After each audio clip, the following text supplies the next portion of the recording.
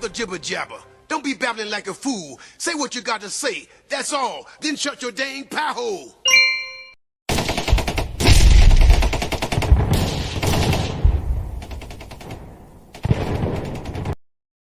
Okay, folks, cast your mind.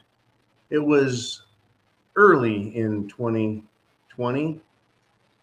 We were just told that we're supposed to lock down, that we need to flatten the curve, that we can all get through this together. Everyone must obey. It's for the good of grandma. We got to protect the children. Everyone calm down. The experts in the government know their stuff. And then it happened, folks. St. George Floyd appeared on the scene.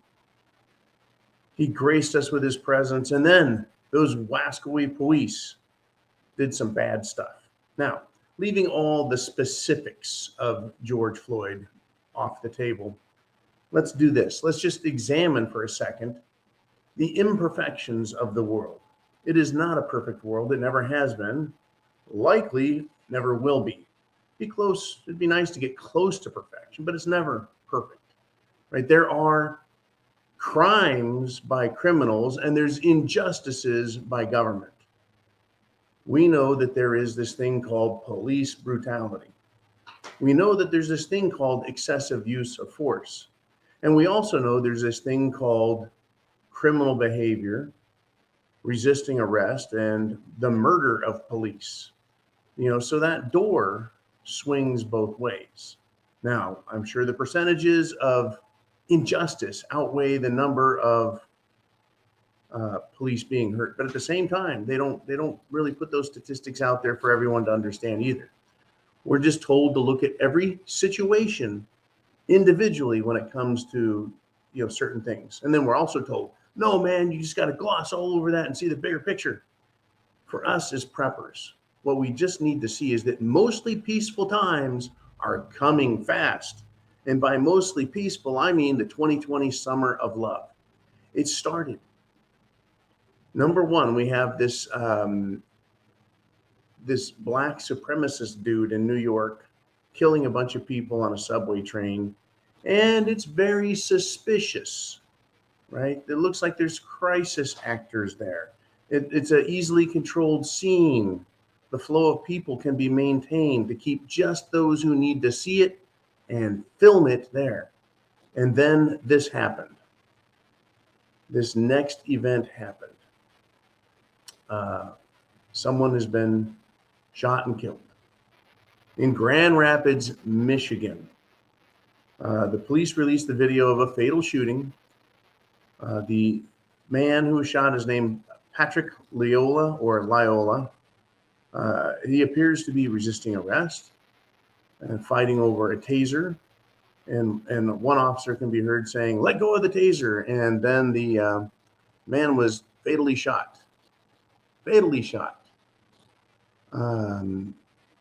So we've got kind of a 1-2 punch, and everything is being framed. Remember, a narrative or a storyline, they want to tell you the headline and then have it follow a progression of their thoughts.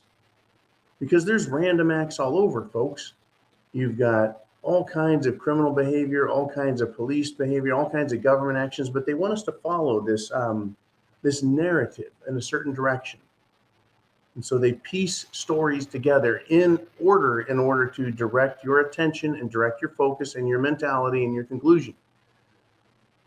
So we had this subway incident, and people are like, whoa, this is a kind of a hate crime, kind of a black supremacy, hate white thing. So I guess white people are supposed to be like, yeah, all black people are bad, when they're, I don't think that way. I don't know what other people think, but we're supposed to think that. And then we have this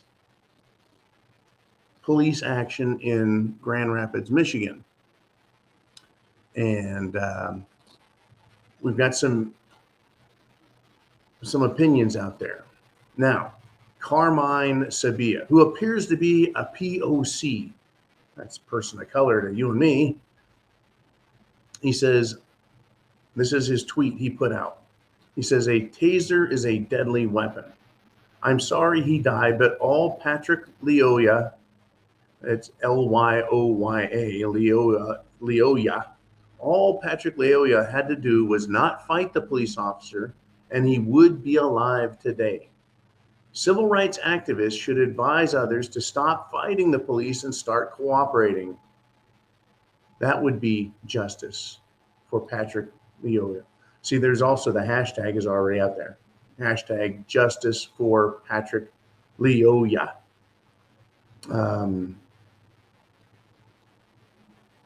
But the responses are coming out of others. Jamal Green apparently tweeted and attached the video of the incident. He says, viewer discretion is advised. I am disgusted. I don't know where training allows a police officer to shoot someone in the back of the head. A taser or struggle is not deadly, especially when the officer is on top and in control. This is unjustified, all caps, unjustified. Hashtag justice for Patrick Lyoya. So after this footage was released, hundreds of people went to the Grand Rapids Police Department and started protesting, shouting none other than the widely used chant, Black Lives Matter. Now, I don't know if Patrick has a rap sheet as long and as deep and as violent as St. George Floyd, but there's a couple things to quickly go over. When you're fighting with a police officer, he has a series of weapons on him. He's got a baton, he's got chemical agents, he has a taser, and at the very least, a sidearm, a pistol.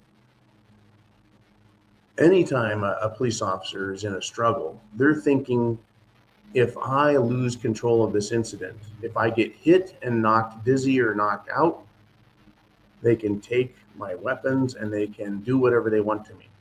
So any struggle with a police officer to them is a life or death matter. Think of it from that perspective when we examine this. Not to make excuses for the police, but to try and understand what they're seeing, what they're feeling, the fear they have. Perhaps this police officer felt that Patrick was much stronger. Perhaps this police officer was like, I'm running out of gas really fast.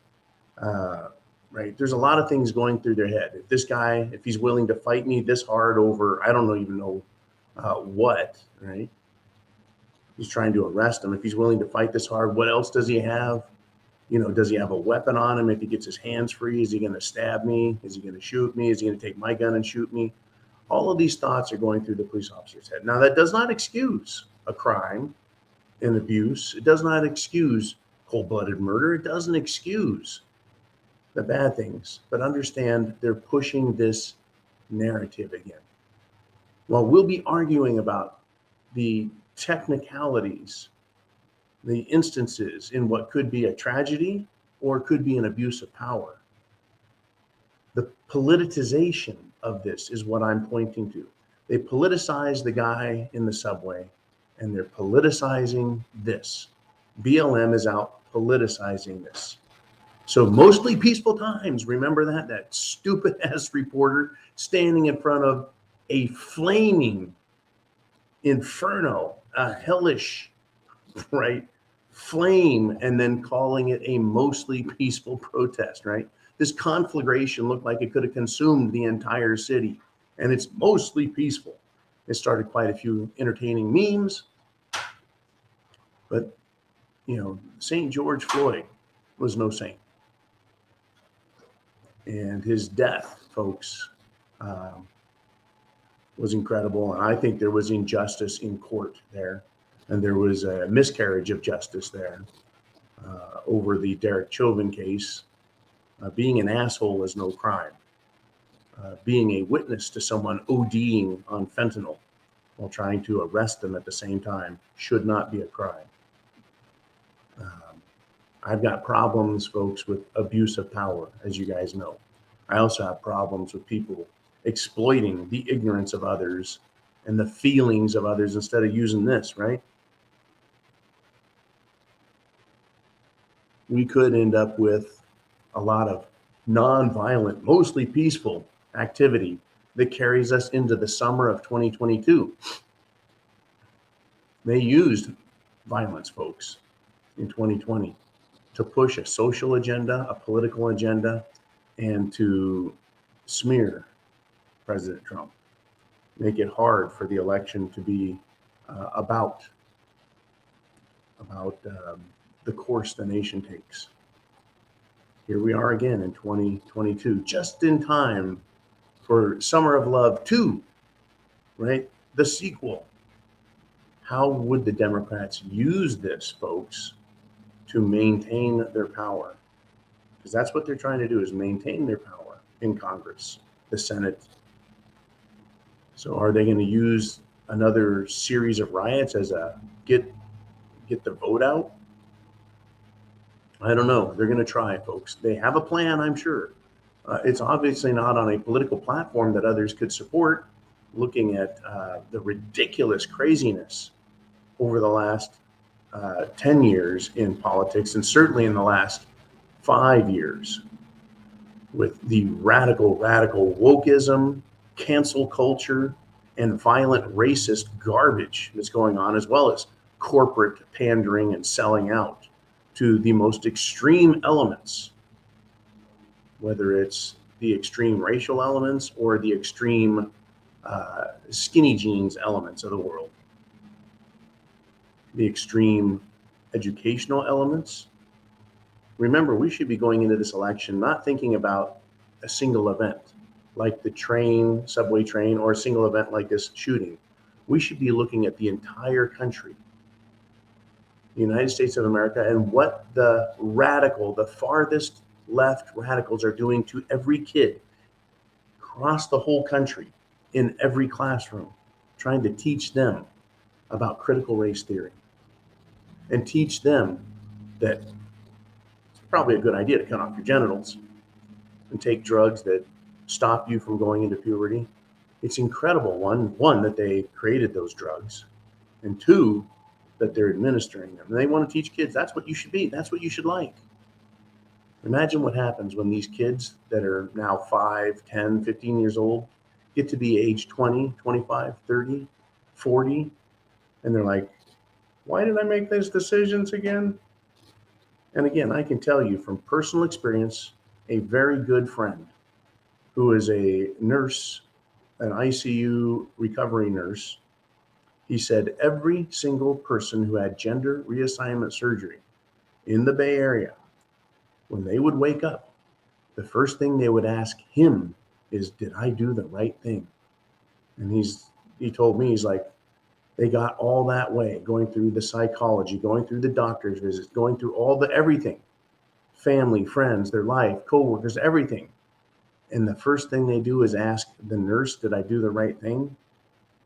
And his job was just making sure they wake up and they have good vital signs. Yeah, they'll be questioning everything they've done, folks.